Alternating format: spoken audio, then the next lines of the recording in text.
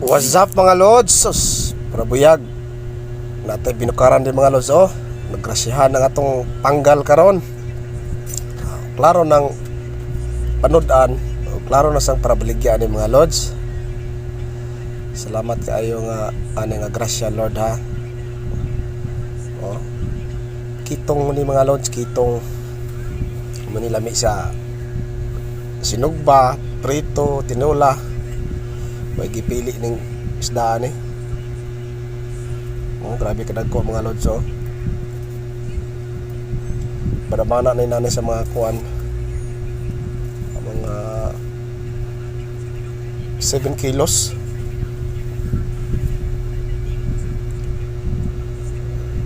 Sa katong ganahan ani palit, nara ni sa gairan ha.